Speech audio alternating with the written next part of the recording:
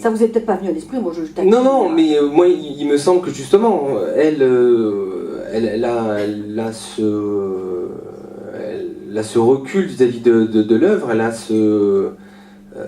une forme de dégoût dès le départ, vu la violence du texte, vu les propos. Le problème c'est qu'elle le dit avec ses mots à elle. Bon, ce sont mes mots à moi, mais que j'imaginais être ses mots à elle.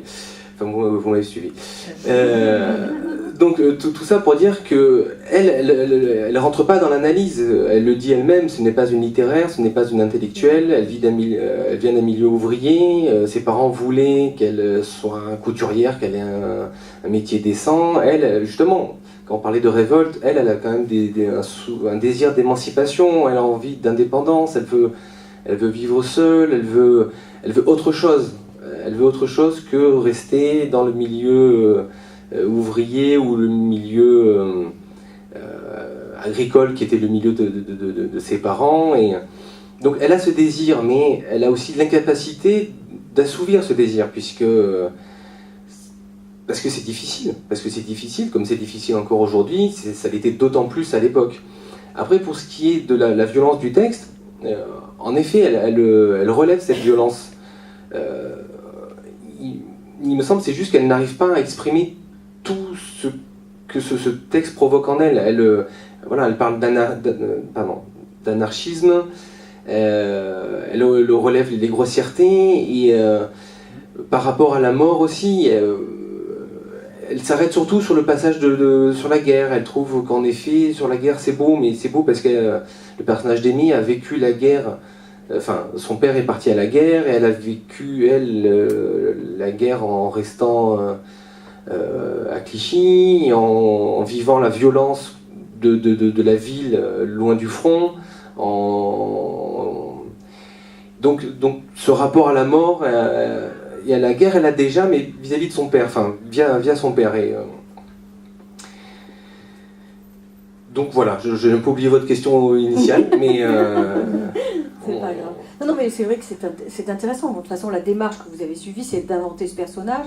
Vous lui donnez une présence tout en lui donnant aussi la discrétion de la présence qu'elle est. C'est-à-dire qu'effectivement, elle est la petite main. D'une certaine manière, elle n'est pas là pour rédiger Voyage au bout de la nuit, donc on le sait bien.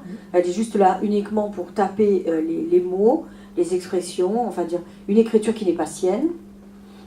Elle s'exécute. En même temps, c'est quand même quelque chose qui pourrait aller de l'ordre de l'extraordinaire, parce que comme vous le dites, elle prétend à être couturière, elle a une vie tout à fait modeste, on va dire, et d'un coup, elle se retrouve avec un des récits qui sera, comme vous l'avez dit, primé, l'histoire nous l'a révélé, et en plus très problématique.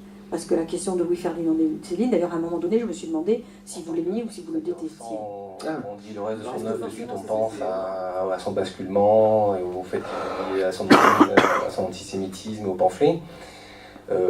Voilà, après, ces textes ne m'intéressent plus. Il y a une transition stylistique qui ne me plaît plus. D'ailleurs, une transition stylistique due au pamphlet. Voilà, ça ne m'intéresse plus trop. Après, le personnage en lui-même, difficile, enfin, à mon sens, d'être pris d'une énorme affection envers Céline. Voilà. Après, il a aussi des aspects extrêmement touchants, surtout à l'époque du voyage.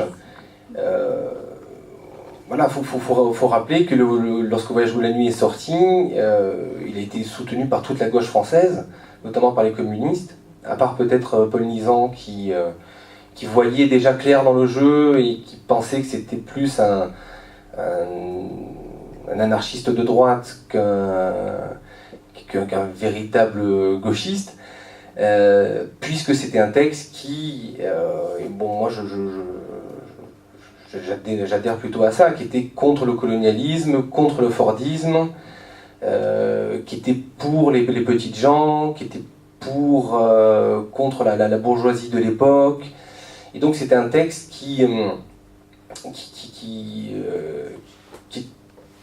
comment dire, voilà, qui est porteur aussi d'une énorme tendresse, et on voit envers les enfants, envers les personnes âgées, alors pas trop envers les gens, c'est vrai, un peu envers les animaux, mais il y a une générosité dans l'écrit. Donc moi voilà, énormément ce livre, et je ne peux pas détester les personnes qui, à l'époque, a écrit ce livre. Pour ce qui est du reste, Vous n'avez pas l'affection non plus. Non, j'avoue qu'il m'a souvent fait rire, même après, dans les interviews, vraiment, à la fin de sa vie, il est toujours assez drôle, assez fou. Mais bon, j'ai pas une grande affection pour lui. Et donc, bon, de toute façon, on sait très bien que le personnage est paradoxal. Paradoxal pour plusieurs choses. Déjà, il y a un contre-pied ou un contrepoids à l'écriture. Là où on l'attend pas, lui, il est là. Déjà, ça, c'est quelque chose d'impressionnant. Un style d'écriture, comme vous l'avez dit, qui est très dur, c'est-à-dire qui décrit une réalité sans tendresse. Mais comme il est très dur, finalement, au bout d'un moment, on s'habitue à son écriture, et il y a une espèce de gouaille dans l'écriture, qui fait que finalement, on lui trouve une sorte de profondeur et on est en sympathie. C'est vrai qu'à un moment donné, on est en sympathie avec ce genre d'écriture.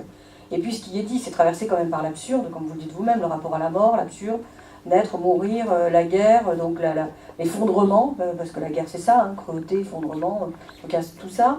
Il y a le rapport, vous avez parlé de l'anarchie, moi ça me fait toujours rire quand des gens sont capables de dire anarchiste de droite, anarchiste de gauche, ça veut strictement rien dire, on est anarchiste ou pas. Un anarchiste, c'est ni Dieu ni maître, donc on ne peut pas avoir un maître de droite ou de gauche, c'est ni Dieu ni maître, point. Il y a une manière aussi de formuler ça par ceux qui se réapproprient l'histoire d'un ouvrage ou d'un auteur. C'est lui qui se présentait comme ça après. Oui, parce qu'il l'a fait avec provocation après, oui. Mais sur l'instant, il n'était pas du tout dans cet état d'esprit, mais c'est terrible de voir qu'il faut toujours rattacher à quelque chose. Ça, c'est le défaut du siècle. Puis bon, vous l'avez souligné, et je crois que c'est ça aussi qui importe, c'est quelqu'un qui est passé par les États-Unis, qui a vu justement ce que c'était que d'être dans l'utilitarisme, c'est-à-dire ces mouvements, vous savez, philosophiques qui consistaient à dire l'homme doit travailler, il est à la cause de l'usine, on va dire, puis à un moment donné, une sorte d'abrutissement comme ça, et il disparaît comme s'il était une plus-value, quoi. Et Céline, il est sensible à des sujets, et il est là où on ne l'attend pas finalement. Il rend hommage justement aux petites gens, aux travailleurs, à l'ouvrier.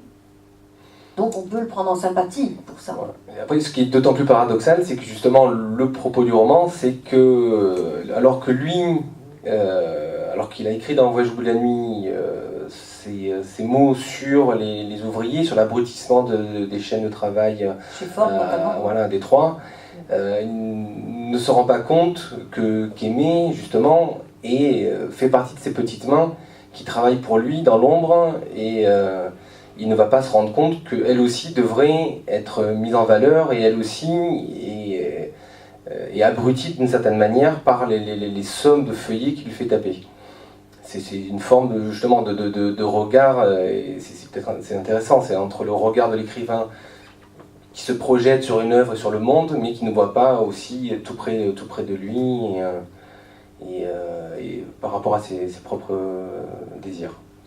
Je pense aussi que d'une certaine manière, d'abord ça vous l'avez plus ou moins inventé, donc peut-être qu'il a eu plus de considération pour elle par moment, on ne le sait pas vraiment. C'est possible. Vous la décrivez comme ça. En même temps, comme l'histoire ne lui a pas rendu grâce, on peut estimer que vous avez certainement raison. Il ne lui a pas donné la possibilité d'avoir une tribune à un moment donné pour être reconnu, ou un petit moyen d'être reconnu. Et je crois aussi que ce qui est important, c'est de se rendre compte que bien souvent dans le statut de l'écrivain, et avec le caractère qu'avait Céline, qu'on lui connaît, et la nature de ses écrits, parce que c'est quand même un des auteurs, un des rares auteurs, qui est capable de vous écrire sur la pourriture des pages entières, et qui est absolument brillantissime pour écrire sur des sujets comme ça, qui parle aussi sur à quoi ça sert d'aller à la guerre, mourir pour son pays, c'est-à-dire de l'antipatriotisme, alors qu'on se bat pour des idéaux qui nous dépassent et qui sont absolument absurdes. Il a une manière de dire et de parler aussi de la lâcheté. Il dit les hommes sont des lâches, tous ceux qui essayent de revendiquer, de dire, etc., quand on les met au pied du mur, il n'y a plus personne. Et il a raison. Bien souvent, il a raison. Donc on a quand même un personnage qui a un caractère, un tempérament, une manière d'écrire, et on comprend après qu'il y a un ego. Et je pense que les égos, quand ils sont un peu comme ça, exaspérés par ce qu'ils sont et par le talent, ils ne sont pas là pour regarder autour d'eux. Alors ils pouvaient voir quand ça ne touchait pas, mais aimer, c'est quand même la personne qui est la continuité de sa main. S'il lui donne plus de présence, ça voudrait dire que de temps en temps, elle aurait pu lui suggérer un mot. Oui. Ça devient compliqué. À ce moment-là, c'est une autre relation qu'on peut envisager aussi. Oui.